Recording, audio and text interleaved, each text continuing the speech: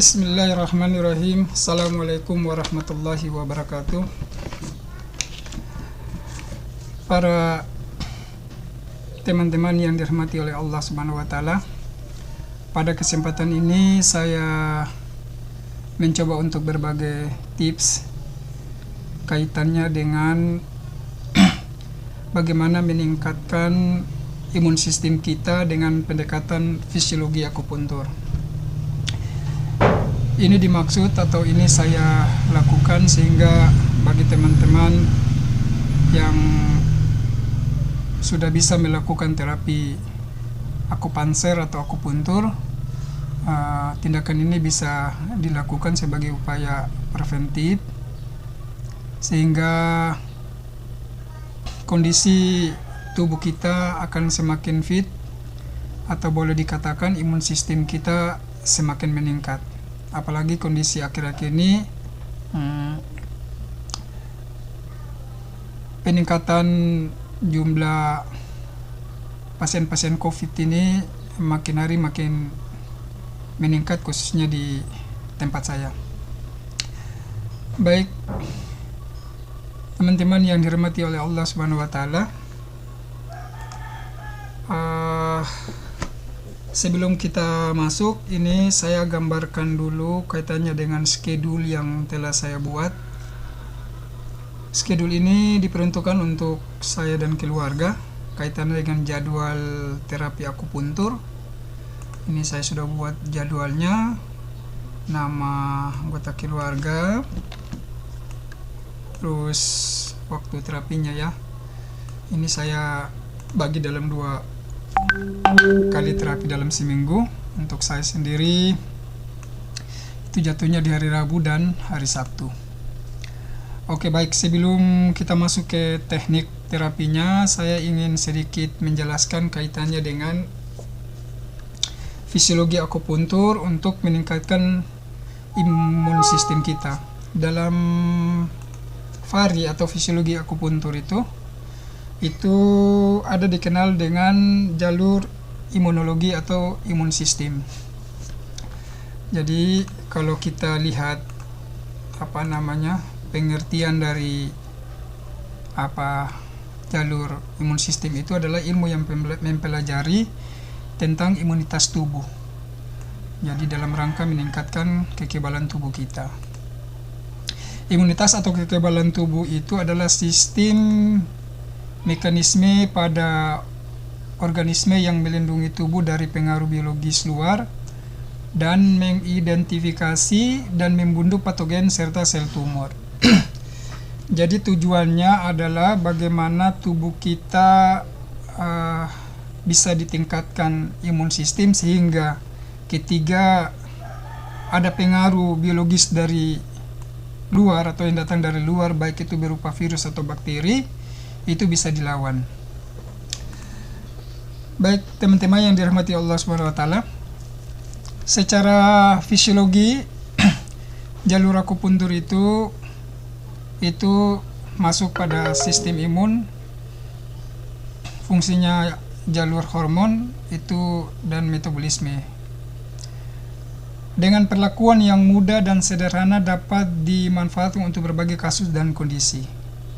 Jadi ketika kita bicara tentang jalur imun sistem, maka nanti akan muncul 2. Yang pertama disebut dengan jalur perifer, yang kedua disebut dengan jalur sentral. Jalur perifer ini atau biasa disebut dengan jalur non-spesifik, sedangkan jalur sentral ini biasanya disebut dengan jalur spesifik. Seperti itu. Nah, dalam pendekatan akupuntur, jalur non-spesifik ini bisa dirangsang melalui permainan titik-titik lokal. Sedangkan jalur sentral ini bisa disentuh dengan permainan jalur atau titik general point. Tujuannya ketiga titik ini dirangsang dalam hal jalur perifer atau non-spesifik ini, maka akan mengaktifkan imun sistem yang telah dijelaskan ini. Ada NK sel, ada sitokin gitu ya. Begitupun sebaliknya pada jalur spesifik atau adaptif itu akan melepas antibodi yang lain, yaitu berupa stem cell myeloid dan lain sebagainya. Gambarannya seperti ini ya. Ini dua jalur yang nantinya akan kita mainkan pada pendekatan fisiologi akupuntur. Oke. Jadi lawan virus itu yang tadi saya jelaskan itu kan kita akan mengenal dua jalur. Yang satu disebut dengan jalur non-spesifik, sebagaimana yang saya jelaskan tadi. Yang ini. Yang berikut adalah non-spesifik. Namun pada tulisan ini kita fokus di jalur non-spesifik. Jadi pertanyaannya, apa yang terjadi saat virus masuk ke dalam tubuh dan bisa masuk ke peredaran darah? Jadi setiap benda asing yang masuk itu disebut dengan antigen. Antigen itu bisa berupa virus, bisa berupa bakteri, bisa berupa kuman, bisa berupa apa saja. Dan ketika dia ini masuk, antigen ini masuk, baik berupa yang saya sebutkan tadi, ini akan langsung direspon atau dihancurkan oleh yang namanya fagosit. Fagosit ini dia adanya di jalur non, ya ini ya. Oke, dia adanya di jalur non spesifik. Jalur non spesifik ini biasanya disebut juga dengan jalur natural atau jalur adaptif. Nah, dia adanya di sini. Adanya di jalur non spesifik. Seperti gitu. Dia bertugas itu untuk kalau kasarnya dibilang melawan atau memakan atau menghancurkan. Seperti gitu. Fagosit ini tidak perlu mengenal sebenarnya antigen apa yang masuk ini. Jadi dia tidak spesifik lah, dia begitu tahu ini ada sesuatu yang asing, siapapun dia langsung dihajar. Bahasanya begitu. Makanya dalam tulisan ini disistilahkan dengan senggol bacok. Jadi pokoknya ada hal yang dicurigai dan itu dianggap berbahaya, sudah langsung dimakan. Itu tugasnya dari fagosit ini. Seperti itu. Di dalam fagosit ini terdiri dari neutrophil dan NK cell. Seperti gitu. Ini kalau kita lihat di jalur yang satu, ini adanya di sini ya. Ini NK cell. Dia bersamaan di jalur itu. Oke.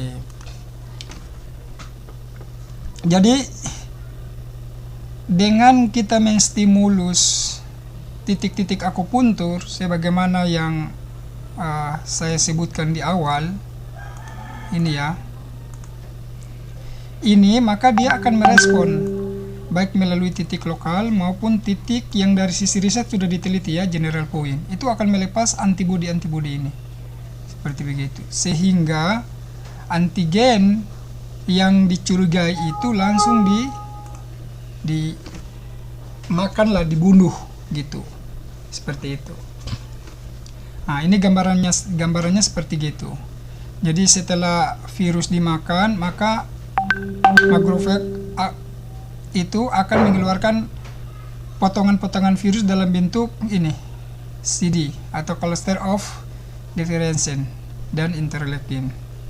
Oke, ini penjelasannya seperti ini. Ini penjabarannya ya, seperti gitu. Jadi imun sistem itu ada dua, ada yang natural atau adaptif atau biasa disebut dengan non-spesifik dan spesifik. Oke, itu secara singkatnya seperti itu. Dari sisi riset atau pendekatan fisiologi akupuntur, titik-titik yang sudah dibuat ini bertujuan untuk melepas antibodi yang tadi dijelaskan. Kita mulai dengan titik depan. Titik depan itu saya coba rumuskan ada Yintang PS GB20. Jadi tulisan plus ini itu dimaksudkan ketika kita menggunakan elektrostimulator atau S, itu cara pemasangannya berpasangan. Sebagai contoh, GV20 kita pasang yang positif, titik hintang kita pasang yang negatif. Seperti itu. Begitupun dan yang lain. Oke. Jadi titik berikut setelah kita ambil hintang GB20, kita ambil titik LI4 PC6. Yang berikut lagi LI4 LU9. Pertanyaannya kenapa ini ada dua ya? Seperti gitu. Maksudnya LI-nya ada dua. Jadi untuk sisi yang kiri kita ambil katakanlah LI4 PC6, sisi yang kanan kita ambil LI4 dan LU9.